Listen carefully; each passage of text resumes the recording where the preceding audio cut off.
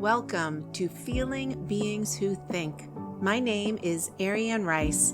I am an ordained Episcopal priest and leadership coach, and I host conversations with professionals in the church and outside the church to talk about leadership, spirituality, and how we live into who we are becoming in our work and in the world.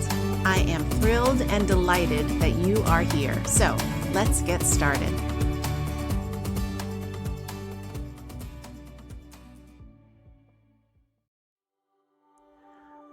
Here is a question for you.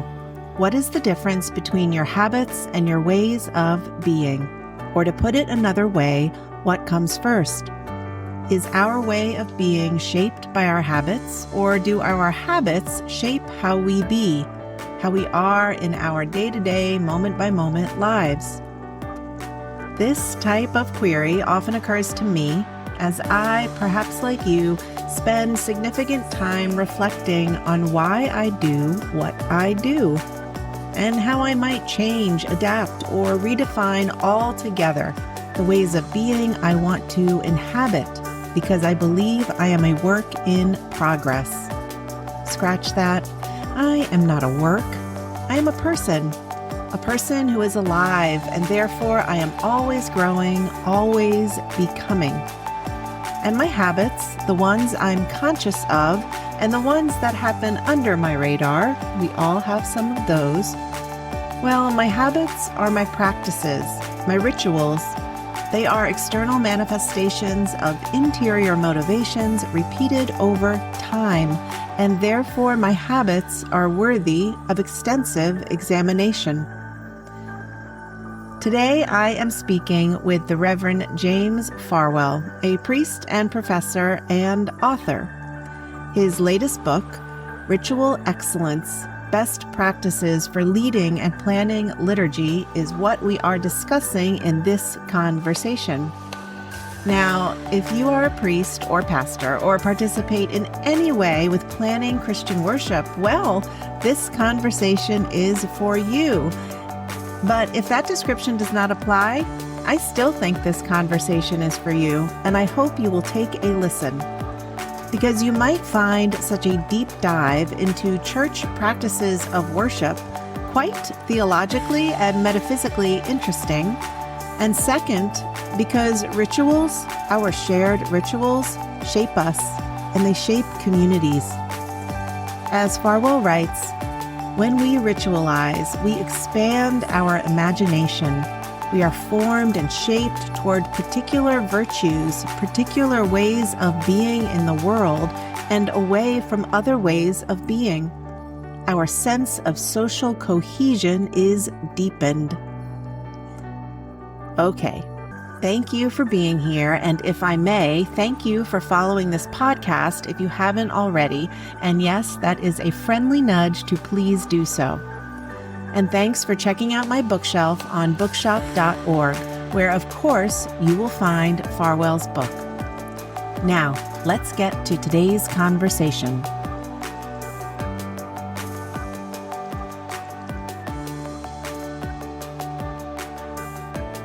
Well, hello, Professor Farwell. Hello there. It is great to see you. Thank you for joining me in this conversation. And as you might have just noticed, I had to call you by the title I first came to know you as, which is truly the title I feel most comfortable addressing you in. That's fine. That's fine. You be comfortable. I'm okay with James, but if Dr. Farwell Okay, we'll see if I can get there by the end of the Okay. All right. Would you please introduce yourself and say a little bit about who you are, what you do, and what drew you towards it? Sure. So I am professor of theology and liturgy at VirginiaTheological Seminary in Alexandria, Virginia. So seminary of the Episcopal Church. And I am recently duly appointed as the H. Boone Porter Professor of Liturgics at the GeneralTheological Seminary, which is now our affiliated institution and which is the home of a hybrid MDiv program. And I've been doing this now being a priest for 4 years, something like that. and teaching for the better part of that ministry, either in the parish where I focused a great deal on adult education, or ever since about 1994, teaching at the college and university level. What drew me to this? I mean, what drew me to the priesthood was the significant impact that a handful of priests had on me in my early life, including navigating through some very difficult passages and death in the family and loss of someone important to me, and all the questions around human suffering that raised. And I'm probably a teacher for the same reason. I found so much fertility in my own growth, in my engagement with really astoundingly good professors, and even high school teachers at my Episcopal high school in Jacksonville, and found that I really flourished with the guidance of good teachers. And I think, these priests and these teachers were helpful to me. I mean, life-givingly helpful. And so I think I felt drawn in some way to try to repay my mentors and do this to whatever degree I could muster with my own limited capacities in my own work as a priest and a teacher. So that's really what drew me into it, I think. So you're making me remember one thing. I'm just going to tell you now, recall like verbatim several things from your classes, because they were very key to my formation. But I do remember one class where you said, you are not any more or less a Christian than anyone else. You just do so publicly. That's right. Say a little bit about that. That's right. I still, I've changed my mind over various things over the years, but I think I feel more reinforced in that sense of what the priesthood is than ever. I teach a course now at Virginia Seminary on the priesthood that all of our Anglican studies students and some of our MDivs take. And, I often find myself describing, there's more than one way to do it, but describing the priesthood as offering your own baptismal discipleship in front of others in order to capacitate theirs. You really are no more, no less Christian than they are. And our fundamental identity is that we are marked by baptism. But for some of us, we sense a call by God to be willing to lay our own discipleship, life, growth, even struggles within appropriate boundaries on the altar before the assembly, such that they themselves can engage more deeply in their own discipleship. I think I still very much think that that's what being a priest is about.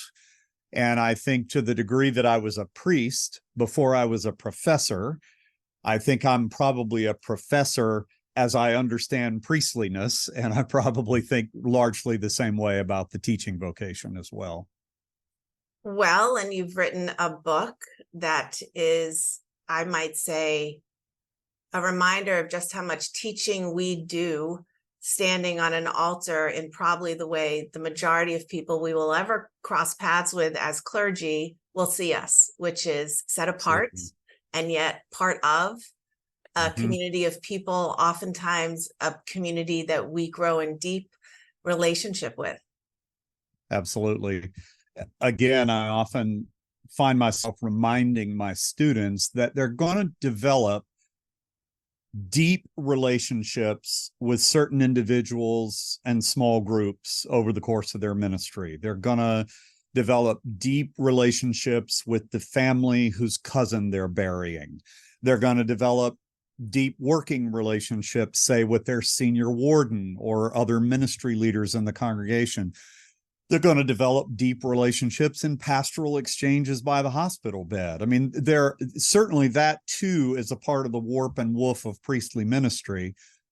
But with that acknowledged, I try to remind them that the most consistent ongoing contact that clergy are going to have with the most number of people they touch over the course of their own ministry is going to be through their leadership of the liturgy week in and week out and week in and week out. And so it's going to matter that they can inhabit that role as a leader with its teaching dimensions and its pastoral dimensions and its devotional dimensions in such a way that they are inviting with their bodies and the way that they lead the people in the assembly to go equally deep as they are ready to go in their own spiritual lives. Okay, so I want to talk about the book, Ritual Excellence. And I want to say something about that word because that's a very important word in terms of the distinction between choosing excellence or striving for excellence and obsessing over perfectionism. And I think that you speak to that in the book. And the full title, Ritual Excellence, Best Practices for Leading and Planning Liturgy. I also thought it was more than just maybe alphabetical order, that leading came before planning. I don't know if I'm correct in that. It was an accident as a result of a decision by the publisher that might have been a really wise accident. I think it was because sometimes all the planning goes right out the window, but you better lead. That's right. That's exactly right. You plan as well as you can, but when you step into the liturgy is the performance of worship. Performance not in the sense, though not entirely unrelated to acting in a drama, that sort of performance, but performance in the sense that ritual theorists mean it, that it is an action of the body and its meaning is in its doing.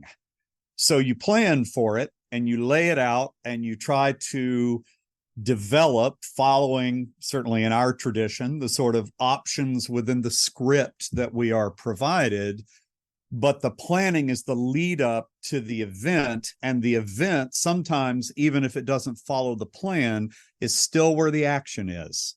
Ritual means what it does. It doesn't have a meaning we then somehow put into action. It means as it is done, as it is acted. So yeah, that's a good point. And when I say the publisher put that in as an accident, I don't mean accident in the sense of an oops. I mean accident in the sense of it could have gone either way. That was his decision to put it that way. And I think he might have been onto something. So, yeah. Or maybe it's just the Holy Spirit. Or maybe the Holy Spirit. Okay. So you just referenced something that I wanted you to elaborate on. Ritual is what it does. It creates, it has no performative purpose other than its being. Yes. And you make the distinction between ritual, liturgy, and worship. So can you say a little bit about that? Sure. So a short version of this is that worship, I think, is probably the broadest of the terms. It really just signifies an attitude towards something worthy of adoration or veneration. And we worship in all kinds of ways. We can worship personally. We can worship in small groups. We can worship in the woods. We also do worship in liturgy. There are many different forms of adoring and venerating God for all of God's gifts. But ritualization is a particular scripted kind of activity whose meaning in the doing has a lot to do with its structure, with the order in which things occur, how things are set together one against another, and how they unfold in the actual acting of the ritual. So there's a scripting to it, and its theology, its meaning, again, not read off the page, but done with the body. And we call our rituals liturgy is already a theological judgment, because we're borrowing there a Hellenistic term that the Hellenistic Jews, the Greek-speaking Jews, also used, and that the early Christians used in the New Testament, referring both to service and also to Christ as a kind of liturgy of God. A liturgy is something that a benefactor does for the sake of the common good. And from that point of view, really the primary referent of our term liturgy is Jesus Christ himself. Jesus Christ as God's liturgy for the world, God's public work for the benefit of the whole creation. If that is the primary referent of the term liturgy, then to call our rituals liturgy is to suggest that what those rituals are about is gathering us up into something God has already done in Christ. We're participating in something that was initiated by God out of God's prevenient love and grace, and we are always in a mode of response, of entering into that. So that's a little bit about the different ways in which I use the term, and I do spend some time talking in the book about basic laws of ritualization, since Christians don't have a lock on that. Ritual is a fundamental human activity going back as far as we know, and there are some things we can learn about it by paying attention to how it works and how it's structured. But the word liturgy brings the theology into the room and describes these rituals as an act of participation with gratitude and prayer in what God has done for us. So when you're wherever you are and engaged in the conversation with whoever it is who's not a priest and maybe went to church a long time ago and is like, nobody goes, it's boring, da, da, da. How do you speak to, in just a vernacular way, why does any of that matter in a person's life? I think it matters because ritual is, though probably not the only activity, ritual is an activity that engages the whole person. Engages the whole body, engages the body and soul. If you want to use that old binary, it's as good as any, even though it doesn't kind of match some of the ways we think about human selfhood now. It engages the whole person, and it does so through something that modernity does not value at this point, but which nevertheless has to do with how we become who we become, and that is habit. Habitual action, which at times will excite us and at times will bore us and at times will yield other kinds of experiences of it, but we only become who we become by habitual practice. And modern people know that, even though we are all tempted by modernity to be distracted by spectacle and by the latest new thing. And it does not only require of us, but if you can just get somebody to go a little bit to liturgical practice, it also cultivates in people a kind of resistance of that spectacle consumer kind of value set of modernity. It allows us to cultivate the patience of doing something over and over again, that while we will feel various things about it at different times, it's working on us at a deep level, at the level of our consciousness and at the level of what we practice, albeit in ritual shorthand, doing with our bodies, being grateful, being penitent, making peace with one another. These are things we do in ritual, regardless of whether we feel like doing it or not, or are particularly excited about it at any given point, though over the course of time, we also think that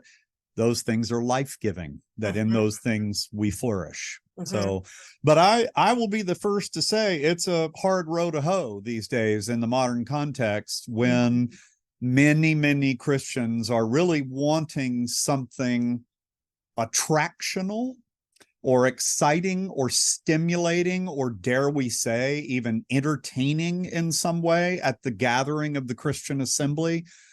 But the real hard work involved in liturgy is something it can teach us that can extend out to other parts of our lives.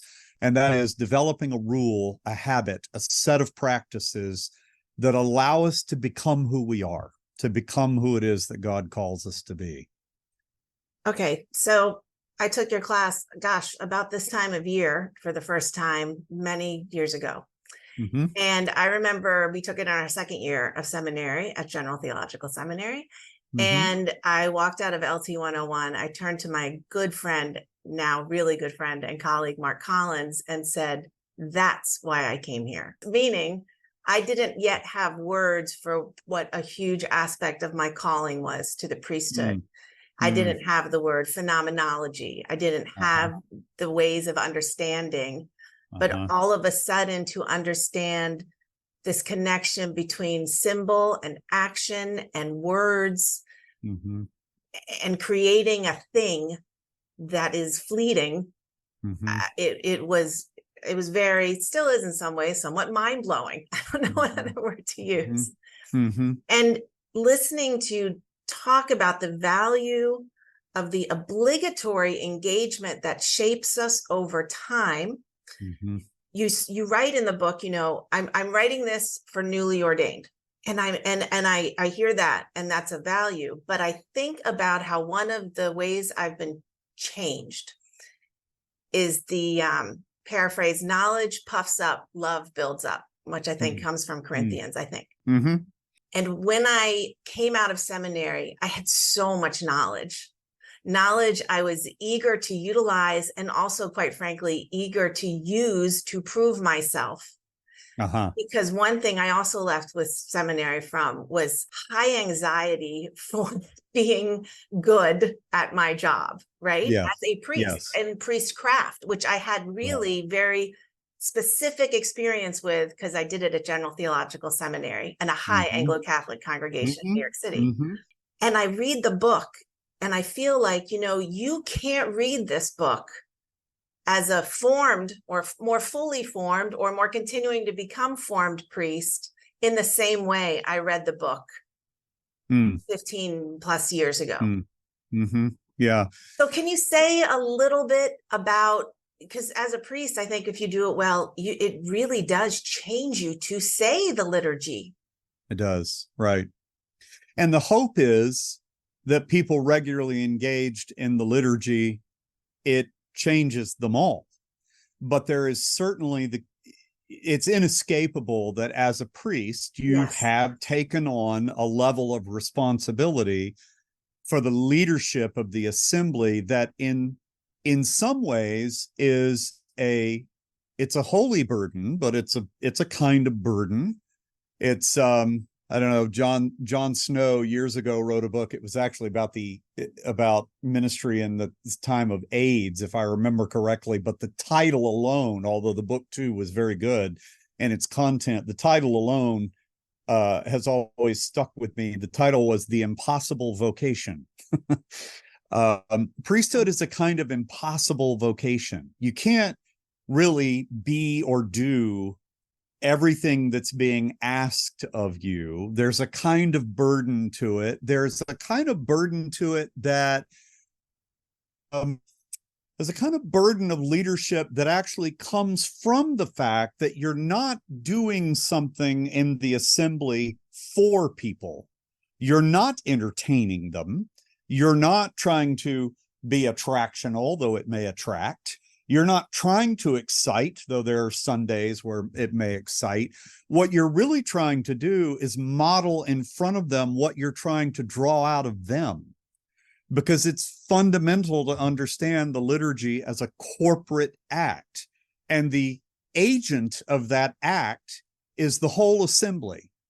And at some level, you would think that turns the heat down a little bit on being a priest and leading in the assembly. But the truth is, it dials it up a bit, right? I mean, anybody could be an entertainer with a little bit of practice. What you're trying to do here is find the sweet spot of leadership of the liturgy that draws others into the action, where you're just far enough forward to pull them into this action, but far enough back that the action belongs to you all. And that's a tricky kind of leadership. There are other kinds of leadership like that, I'm quite certain. There's also plenty of kinds of leadership that don't require so much of you to make sure that what you're doing is invitational for the whole assembly to join you. That's very difficult work. And it reminds me always of he was talking about the whole of the priestly identity, but Michael Ramsey's famous description of the priest, who is the person who is before God with the people on his heart. Mm-hmm. Some of that dynamic is there in the leadership of the liturgical assembly, to be before God with the people on your heart always. But in the case of leading the liturgical assembly, it's to be before God with the people, with the world on your heart, and coaxing and drawing the assembly into that kind of engagement. And that's tough work, and it's impossible for a human being to do. Thus, the impossible vocation. God does that, and we lay down before God the best that we can do as leaders to make that happen, but it can ultimately only be God's grace and spirit at work in the world to make that really happen. So that leads me to one of the quotes from the book, which is, the presider needs to take herself exceedingly seriously and not seriously at all. Yeah, that's exactly right.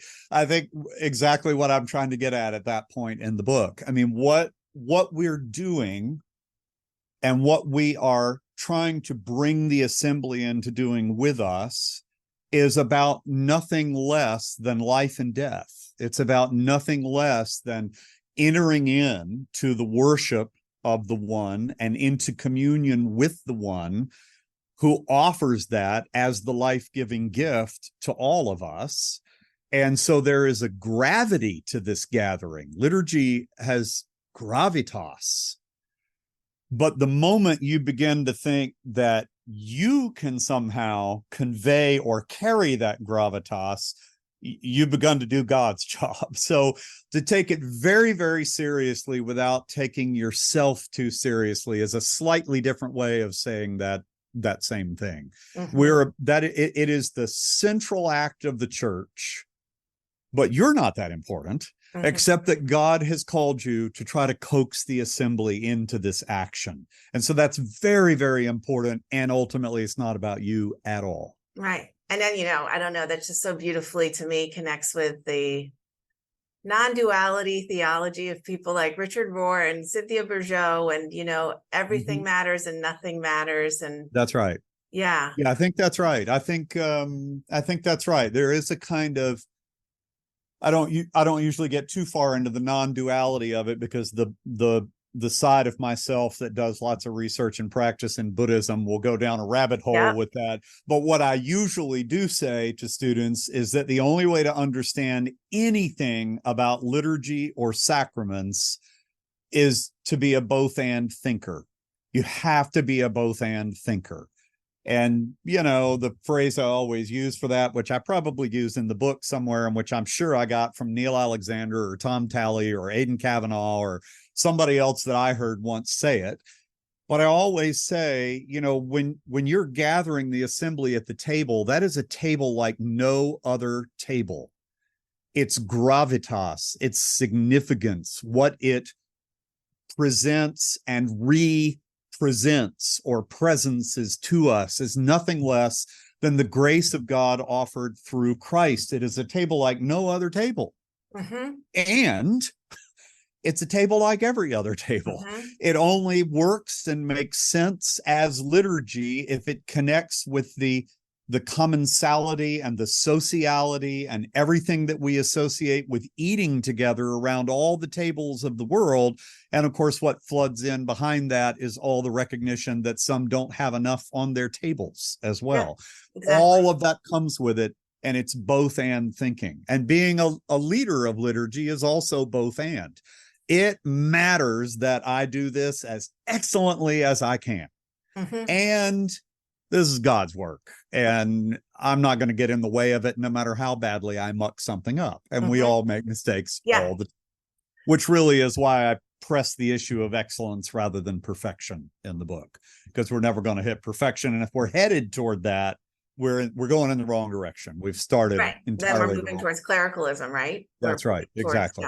Okay, so this is a place where I want to challenge a little bit of the book now that I've actually done it. Yeah, please do. Yeah. Lay it on me. Okay. Well, in the book you write, liturgical planners often find themselves tempted to imagine that the primary function of the Sunday assembly is to attract newcomers, to hold the attention of those who are there, to do certain things with ritual, to inspire, to excite, to attract, and the like, to compensate for, reverse, or fight back against the decline. Mm-hmm. Now, I want to put that quote in context. First of all, you better believe it. Okay, that's number one, right? That's number one from the pastoral priest. All right, fair enough. Number two, in your class, I distinctly recall, and it has very much proven true in a way that is both realistic and heartbreaking. The majority of people in your pews will have a theological education that ceased at age 14, because that's when they stopped coming because confirmation was concluded, or 15. Mm-hmm. Mm-hmm. You are entirely correct. And I know this is not true, and I do not want it to be heard as a critique for any, people, because not all of us go to seminary. Yeah, that's right. So you do live in this world where you are not the CEO and you are the CEO, where you are not responsible for the reality of the decline in any way, and yet you are responsible for the reality of that decline. So that's when I want to say, you better believe I feel that sometimes I've failed in my, liturgical ways of being, because damn it, I want some more people in my pews, Yeah, right. And I give in to people pleasing, Right. So just talk about that tension a little bit, please. Well, so many ways into that. What I try to say to students is probably very much inspired by Aidan Kavanaugh, who inspired so many of us in this field.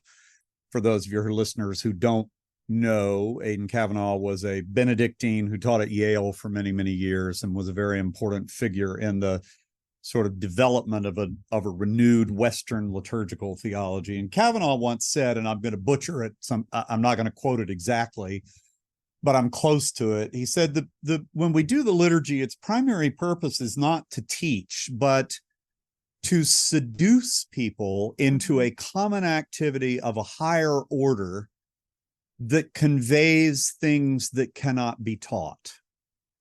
So that's sort of in the deep background to my response to your concern on this. I think that liturgy done well can have some impact on our capacity to convey the gospel winsomely. I think that doing liturgy well can teach. I think that doing liturgy well can help the church at a time of great winnowing, that winnowing being the effect of, this is my caveat, a whole host of social and cultural and religious pressures that are simply not in our control and that we fret over a great deal more than we should. But, seeking to do liturgy excellently, it certainly has a dimension for me of being winsome, because the gospel is winsome, of attracting, because the gospel attracts. It also challenges and judges, but it attracts. My worry is that liturgy done well does those things to the extent that the seeds fall on ground where the ground is ready for them to grow.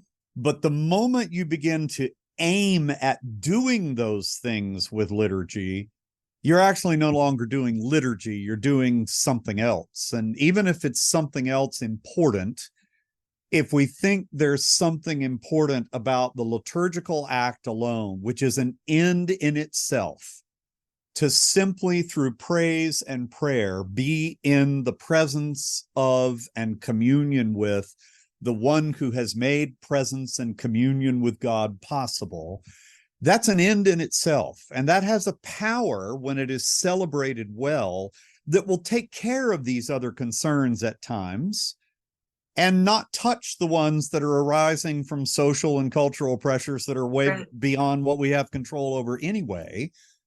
So I do think it is important to be concerned about doing liturgy well for that reason. but it's because those will be, to some extent, rollout effects of the power of the gospel, well celebrated, quite on its own merits, to speak to people. Mhm. I don't need to contort my liturgical leadership in such a way that ever so subtly, if not in some cases very explicitly, I begin to think of myself as needing, me along with my 10 closest clergy colleagues to single-handedly turn back the decline of Christendom in the northern Western hemisphere if I just do liturgy well enough. My head's totally in the wrong place at that point, and it's no longer liturgy. It's no longer participation in the gift that we're invited into. It's now utilitarian. I'm engineering it for some purpose. And ultimately that becomes pretty deadly and exhausting. So that I think is the way I would respond a bit to that legitimate concern. I mean, we are all facing the reality of this winnowing of the, of our pews and our people and our numbers and all of that, though we do really well to remember that Christianity is doing just fine. Right. It's just not flourishing right here, right now, right? Yes. So anyway, there's that, but that might be a whole other podcast. Well, I mean, to me, that also is, I think I've said to people here in my congregation and also just to myself, Ariane, it's okay that you were formed in a tradition that does this. Because not all traditions do. And there are many other expressions, and there are other ways for people to find that, if they need to. So let's just be okay with what you can offer. And, in one of the places very quickly in my pastoral ministry that I realized how valuable liturgical space, act, creation was at funerals, without a doubt. Yes. And that was when I had that same sort of feeling I described earlier in leaving your class. That's when I felt, oh, this is what ordination is for, to be this person that can help create this safe container for so many things happening at once that are beyond our words. Yeah, I think that's right. And the burial liturgy is a good example because, again, if you do it well, that's a very powerful liturgy. And in truth, I'm comfortable saying, as someone who has a great deal of respect for many other Christian traditions who do various things better than we do, I'm very comfortable in saying that the burial rite in the prayer book tradition of the Episcopal Church is one of the most powerful in its structure, and hopefully in the hands of a good presider in its execution, that the burial liturgy preaches itself. It proclaims the resurrection at a point of travail and vulnerability that people feel gathered around a death that almost can't be conveyed in almost any other way than through that ritual form. So that is a very good example, I think, of the suasive force that liturgy can have, even if your point is not, let me do something suasive here. Right. Your point is to celebrate the resurrection of the Lord as a hope, as the word beyond death and suffering and loss and travail. And you get that done, and it is suasive. You don't have to aim at being entertaining with it. No. Just do it well. Yeah, well, and you started off by saying one of the reasons you were drawn to the priesthood was because in times of your own personal suffering and sadness, and there were priests, there were faithful people that held and carried and walked with you. Yes, the way absolutely. that you felt seen, I'm assuming. Yes, absolutely. Okay. So then this is maybe just a long time challenge I've had, since we were in class together. So all right. Now it's getting real. No. So, but it has to do with preaching. I was encouraged that you wrote in the book that you have been encouraged by the hearing good preaching in different ways and in different styles. And actually, that's one of the real losses, I think, when you become a priest, and especially if you work in a parish, you are preaching. You don't get to hear preaching. And there's all different styles, and I think I definitely came out of seminary feeling very much the style of preaching is supposed to be exceedingly high intellectualism. And I do remember one of my early sermons preaching as an assistant, and a wonderful woman, came up to me afterwards, and she put her hand on my shoulder, and she's a longtime church member, and she just said, "Oh, honey, I'm looking forward to hearing more stories." I said, yeah, there you go. I was like, okay. Well, and I mean, I don't need to tell you, because this is what you're driving at, I think. I mean, one of the charisms of the Anglican tradition, classically conceived, and with the caveat here that Anglicanism is a whole lot more complicated now than the classic English bequest of various kinds of traditions of liturgy to the wider world. This Anglicanism is a very large thing, and that too is a podcast of its own. But this heritage in Anglicanism of a high value on literacy, let's call it literacy, right, has led to a tradition that for a long time, certainly in my own experience, was largely manuscript based, the preaching act, and pretty theologically nuanced, which is not a bad thing. I think theological nuance is important, but I do see happily seminarians coming through now sort of being opened up to a broader range of possibilities for the homiletical act than the kind of prepared, theologically dense kind of lecture with rhetorical force is what it sometimes seemed to be. And I think that matters. I mean, I think I do think that literacy is a charism of our Anglican heritage, but all of your strengths are also on their shadow side weaknesses. And so we probably need to do better at preaching. And as I listen to students come through, I'm beginning to feel that they are doing a lot better than the kind of preaching that I heard when I went through seminary, or that I heard in the Episcopal Church when I was younger.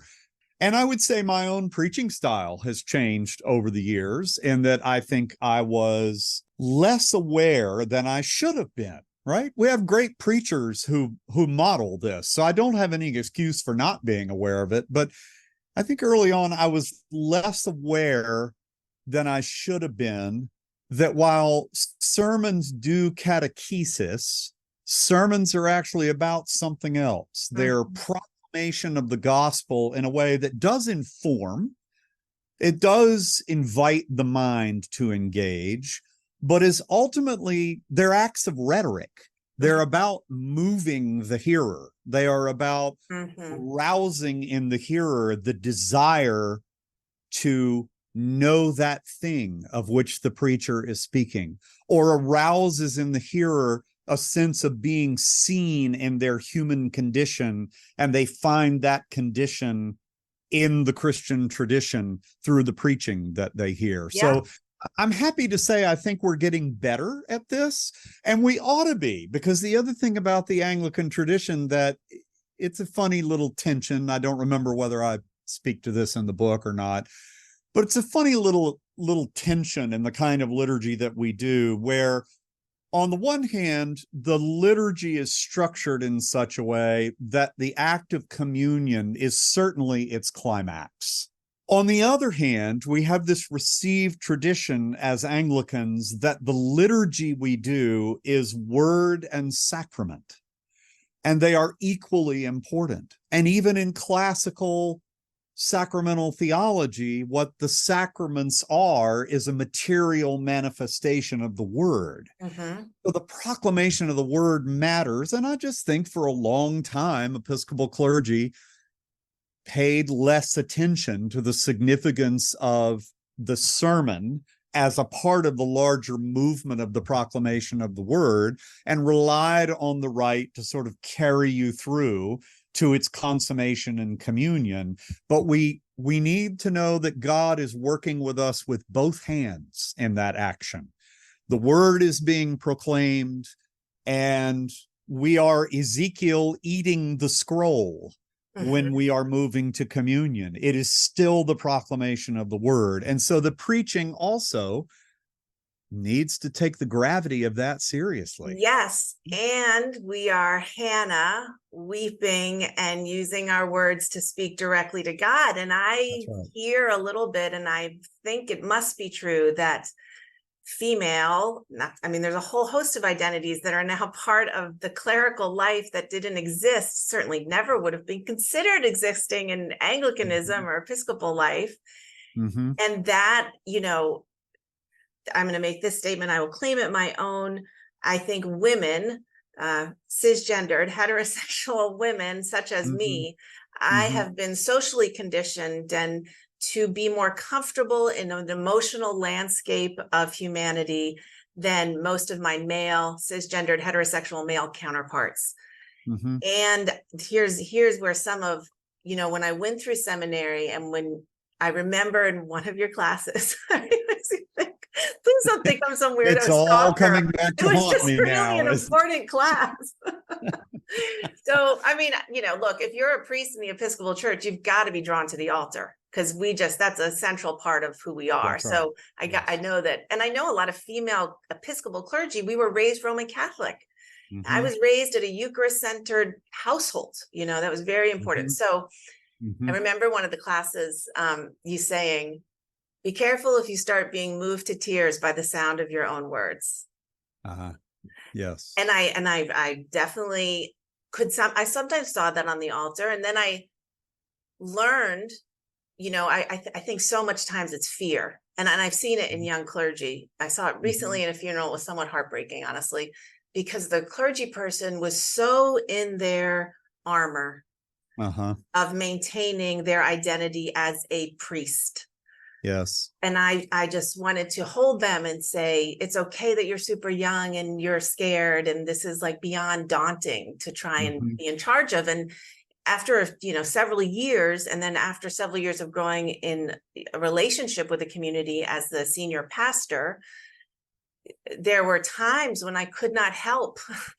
And being a person who had a life and had my own experiences, I could not help but being moved by a gospel picture I was painting because it was coming from my experience. Or I could not help being in a pulpit and gazing at hopeful faces and eyes and not being awed and sharing that with them in the moment. And I have no doubt that you've learned the art of that, but that in itself is a part of the art of liturgical leadership, I think. Yeah. It's, what I said earlier about being far enough forward that you can lead, but far enough back that you're not doing the work for the assembly. I think that's the same kind of dynamic involved in the degree to which you allow an appropriate manifestation of your own affective self as a liturgical leader without bleeding all over the altar in such a way that people become anxious because the liturgy's not going to go on, right? So you're again looking for this sweet spot. And certainly, it struck me the way you said, the young person that you saw was working so hard in that funeral to kind of be the priest. And I absolutely understand what you meant. At the same time, I'm thinking what they actually will have to do by experience is learn more of how to be a priest, which is being there in their own humanness, but enough with their arms around what's happening that they can do the work they're called to, which is keep the liturgy moving. And that's not an easy thing to do. That too is a part of the art of the leadership of liturgy, is being yourself in it, being human in it, but also knowing that you're responsible for the sake of the whole assembly of the liturgy unfolding in a certain way as an action of the assembly, and knowing that, as I think I do say in the book, anxiety is the biggest enemy of good liturgy. And the first page I opened to.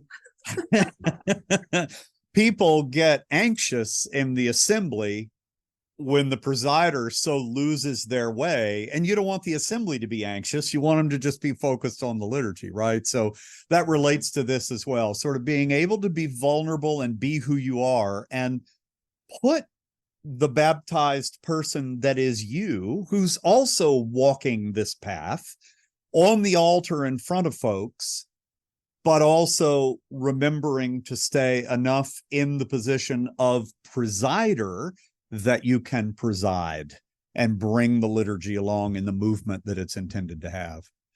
Yes, and the word vulnerability, it is the strength, the power Yes. of vulnerability. Yes. And it is exactly, I think, the fear of who we think other people may see us as. Yes. Which is a shame-based quality that gets in the way of our trusting. And that's why the liturgy is amazing, because it is it empowers us with that. It carries us. We don't actually have to do the heavy lifting. That is so important and crucial to liturgical leadership, that you're stepping into something that's provided for you. So there's already a certain kind of guardrail against imagining that what's required is some kind of manipulative vulnerability, or even some kind of special charisma to make it work, because it's the liturgy that's the thing. And you're stepping into the role, inviting the assembly to enter into the liturgy. But the liturgy, in important ways, has more of an authority than you do as the presider. You are consenting in some important way to the form that is given, and trying to lead people through it in such a way that they can feel that form, and then let the form do its work, do what it does, make space for gratitude and penitence and peacemaking and all the rest. Okay. Would you mind reading from your book? Now, it seems odd to read the end of a book, I think, before the beginning. Okay. However, I believe people would be well served, especially if they have some sort of trauma from Aidan Kavanaugh's Liturgy of the Right, whereby they went and studied it meticulously after each and every Eucharist. When they I don't know who would have assigned that book for you to read at any time. to before diving into the wisdom in the book, to read this last paragraph. So it's on page 161. 161. Sure, I can read that. There is nothing so powerful as liturgy done well and beautifully, granting us a partial sense of the world's redemption and transfiguration, at which God in Christ is ever at work through the Holy Spirit. The privilege of gathering the people of God around book and font and table, to participate through praise and prayer in that divine mission, is at once a great source of joy and a call to deep humility. May God grant to us all, by divine mercy and grace, that the life we enact in our liturgical gathering, we also enact day by day to the glory of the God who redeems us all. I mean, you might not have tears at the sound of your written words, but that I find that a powerful reminder of the gift of getting to do liturgy, which is actually why I don't really care anymore if there are 12 or 200 or 1,200. Yeah, right. Yeah, it is. Even 34 years in, or whatever, I'm terrible at math, but I'm sure it's 30 plus something. I don't know that I can remember very many times, though there probably been a few, in which it's just been automatic. And especially there are times where I stop and I am just overwhelmed at the gift of the life that I have been given to have this vocation to lead the people of God into worship. I have moments where I can't believe A, that I get to do it, and B, that I can make something of a living at it. It's an extraordinary gift. It really is. That line in the ordination rite, never forget the trust committed to you as a priest in the Church of God. I often feel also needs to say, never forget the gift that is given to you in being a priest of the Church of God. It's an extraordinary privilege, and humbling and beautiful. I'm very grateful for it. Well, I want to thank you so much for making the time for this conversation, and I'm just really grateful. I'm grateful for the formation in the book, for the conversation, and for what you bring to the profession and to the church, and thank you.